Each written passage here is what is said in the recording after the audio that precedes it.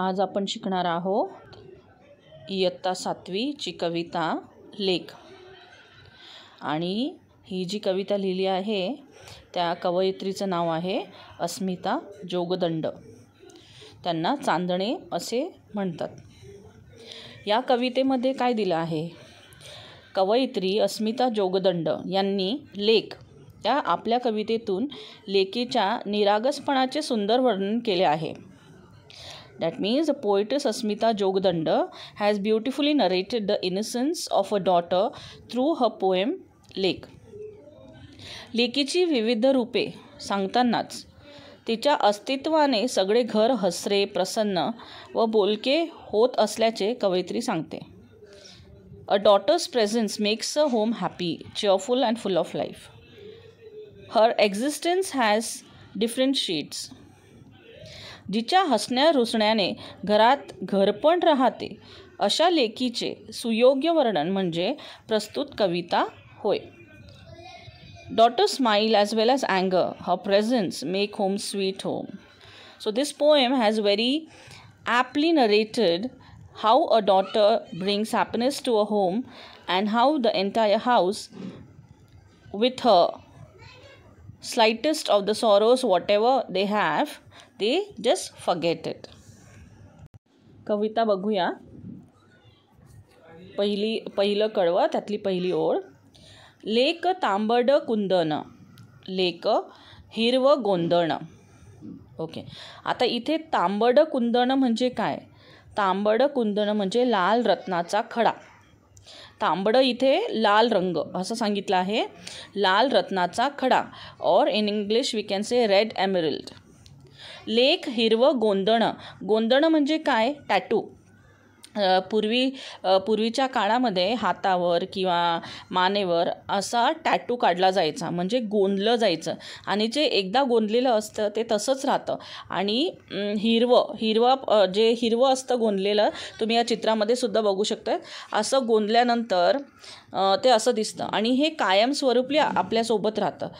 तसंच लेक पण कायमस्वरूपी तिच्या आठवणी आपल्यासोबत नेहमी असतात। म्हणून इथे सांगितलं आहे की लेक कशी आहे? तांबड कुंदन आहे। She is like a red emerald. लेक हिरवं गोंदण, गोंदण म्हणजे काय? Tattoo. Means she is like a tattoo which will remain forever with us. She won't go anywhere. Her memories we will cherish. लेक झाडाची पालवी, लेक हाडाचं चंदन। लेक झाडाची पालवी, झाडाची पालवी म्हणजे काय? झाडाला नुकतीच फुटलेली पालवी। पालवी म्हणजे असे कोवळे कोवळे जे पानं असतात ते जी फुटलेलं असतं त्यांना म्हणतात झाडाची पालवी। तर तुम्ही या चित्रामध्ये पण बघू शकता की झाडाची पालवी इंग्रजीमध्ये काय म्हणतात त्याला? Fresh foliage. So how is a daughter? She is like a fresh foliage. Means she is always fresh, she is always cheerful, her personality is always cheerful. She will run all over in the house making everyone happy or making everyone having a smile on the face. तर इथे म्हटलं आहे लेक झाडाची पालवी, लेक हाडाचं चंदन। चंदन म्हणजे तुम्हाला सगळ्यांना माहिती आहे ना, चंदन। चंदन means सॅन्डलवूड in English. But how is the fragrance of the sandalwood? It's so strong and intense and it is pleasant also. So even if it is kept in one corner, you can feel that fragrance everywhere. तसंच मराठीमध्ये सांगायचं तर हाडाचं चंदन म्हणजे चंदनाचा जो सुवास असतो, जो सुगंध असतो, तो पूर्ण घरामध्ये दरवळत असतो। घराला सुगंधित करणारी चंदन स्वरूप सदस्य ती आहे। तर कोण आहे? लेक, the daughter. She is like that sandalwood, the fragrance of the sandalwood. लेक असता मनाची सारी काळजी मिटते, लेक असता घराची रोज समई पेटते। आता हे बघूया। लेक असता मनाची सारी काळजी मिटते म्हणजे लेक जी आहे ती मनात सतत नांदत असते। She somewhere in a heart. The daughter is always somewhere in a heart. तिच्या अस्तित्वाने सगळी चिंता दूर होते. Because of a presence whatever worries we have, it is not there. The worries are not there with us. The worries go away. म्हणून म्हणतात इथे लेक असता मनाची, मीन्स जर लेक आपल्या मनामध्ये आहे, आपल्या मनात आहे, ती आपल्या मनात नांदत आहे, तेव्हा आपली सारी काळजी मिटते. So we don't have any worries, आपल्याला काही चिंता नसते. लेक असता घराची रोज समई पेटते. आता लेक घरात असली की रोज समई तेवत असल्याचा भास होतो. Means she is compared to the samai. How the samai is lit. All means whenever you lit the samai, how pleasant it is to look at that samai.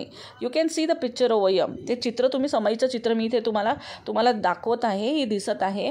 तर समई कशी तेवत असते त्याचा भास होतो. तर लेक पण तशीच आहे. लेक घरात जर असली तर ती रोज समईसारखी आपल्याला दिसते, ती पेटते आणि ते खूप सुंदर वाटतं. तिच्या असण्याने घर प्रकाशमान होते. म्हणजे if the daughter is there, जर लेक घरामध्ये असेल तर ती जशी समई आहे, आणि समई आपल्याला काय देते तर प्रकाश देते. तर लेक आपल्याला काय देते, ती पण तिच्या असण्याने ती पण प्रकाश देते. प्रकाश म्हणजे ती समईसारखाच प्रकाश देते. ती सगळीकडे फिरत असते, ती बोलत असते, ती नाचणार, ती खेळणार. तर सगळ्या ज्या लेकीच्या सवयी आहे तर ती पूर्ण घर एकदम आनंदमयी व प्रकाशमान होते. So when the daughter is there in the house, the daughter is compared to a wick of the lamp, samai. Okay, so she is like that, she is spreading that light in the house here. लेक नसता घरात आस लागते उरास. लेक नसता घरात means if the daughter is not there in the house. लेक घरात नसली तर काय होणार, आस लागते उरास. आस means what? An intense desire. And उरास, ऊर म्हणजे काय, ऊर म्हणजे हृदय, हार्ट. लेक घरात नसली की मात्र तिची ओढ लागते. So you have that attraction towards a when if she is not there in the house, you miss her. तिची ओढ लागलेली असते नेहमी. वेळ जागीच थांबल्याचा भास होतो. As if the time has stopped, असा भास होतो आपल्याला. वेळ जागीच थांबली आहे. ओके, तो भ्रम होतो. भास म्हणजे काय, भ्रम होतो. मन उदास होते. The mind, okay, that gets depressed because she is not there in the house. लेक नसता घरात आस लागते उरास. वेळ जागीच थांबते आणि मनही उदास. म्हणजे तुमचं मन उदास असतं कारण की ती घरात नाही आहे, लेक घरात नाही आहे, तुमची लाडकी लेक. आणि असं वाटतं की वेळ जातच नाही आहे, कधी येणार ती, आता येणार का नंतर येणार, किती वाजतील तिला यायला, शाळेत गेलेली असेल तर लेक माझी कधी येणार. तर ती जी वेळ असते, that the time is not going, as if it has stop. अशी चिमणी बोलकी साऱ्या घरात हसते. ती कशी आहे, चिमणीसारखी. ती बोलकी आहे, सतत चिमणीसारखी चिवचिवणारी बोलकी लेक सगळ्या घरात हास्य पसरवते. All in the house she will spread that smile. साऱ्या घरात हसते means she is spreading that smile. अशी चिमणी बोलकी साऱ्या घरात हसते. कोण आहे चिमणी तर लेक. ती कशी आहे, बोलकी आहे. She is talkative.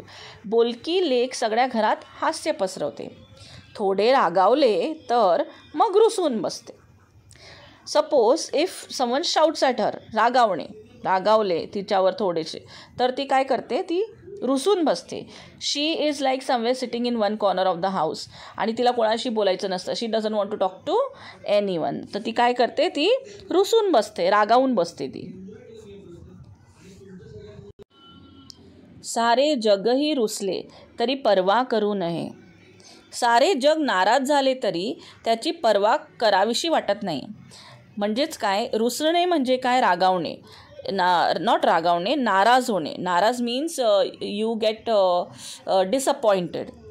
तर सारे जग रुसले, even if the entire world is disappointed, ते रुसले आहेत, ते रागावले आहेत, तरी पर्वा करू नये. Means you don't care about that world. Even if the entire world is against you, entire world is angry or disappointed. But आपली पाकडी म्हणजे कोण इथे तर डॉटर, ती लेक. आपली जी पाकडी आहे मीन्स आ ओन डॉटर कधी रुसू नये. म्हणजे इथे काय सांगितलं आहे की कधीच आपली जी मुलगी आहे ती कधीच रुसायला नको means even if the entire world is angry, सगळं जग जरी रुसलेलं असलं पण माझी जी मुलगी आहे, माझी जी पाकळी आहे ती कधीच रुसायला नको, ती रुसून बसायला नको असे वाटते. फक्त लेकीला कळते. अरे निसर्गाची भाषा means only the daughter understands the language of the nature. निसर्ग म्हणजे काय इथे नेचर. फक्त लेकीलाच निसर्गाची भाषा कळते. काळ्या रात्रीला लागते कशी सकाळची आशा. ज्याप्रमाणे काळ्या अंधाऱ्या रात्रीला सकाळची आशा लागते त्याप्रमाणे लेक जीवन प्रकाशमान करते. Like when there is night, so we always wait na, after night of course there will be day, after darkness there is always brightness, the light is there.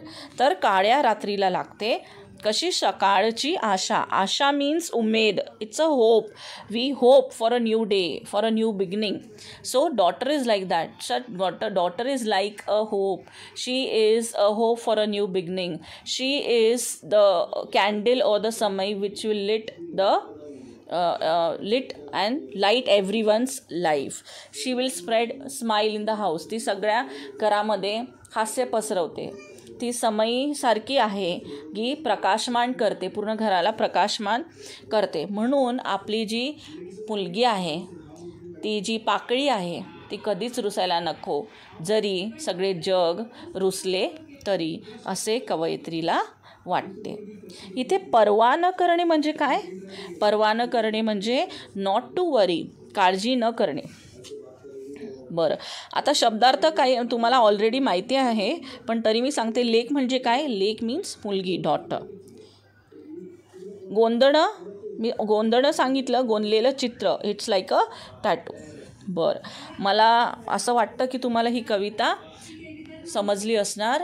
And still if you have any doubts you can definitely comment, message me so that I can improve next time.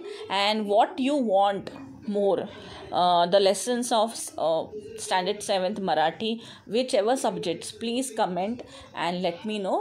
Thank you so much. He short summary आहे जी कवयित्री आहे अस्मिता जोगदंड चांदणे. त्यांचा जन्म 1984 या साली झाला आहे आणि त्यांनी काय काय लिहिलं आहे हे थोडंसं समरी मी इथे शेवटी, कवितेच्या शेवटी तुम्हाला समजण्यासाठी लिहिलेलं आहे. अस्मिता स्वाक्षरी, वेदनांचे भार, वलय, भूमी, माय मातीचं लिंपण, काट्यातून उडती पंख, हे कविता संग्रह प्रसिद्ध. Means these are the poem collection of poems what she has written, poetry. लेक घरात वावरते तेव्हा सगळे घर हसरे, प्रसन्न व बोलके होते. तिच्या हसण्या रुसण्याने घराला घरपण राहते. लेकीच्या निरागसपणाचे सुंदर वर्णन प्रस्तुत कवितेत कवयित्रीने केले आहे. आणि मला असं वाटतं कविता तुम्हाला नक्की समजली असणार, तसं मला नक्की सांगा. थँक्यू.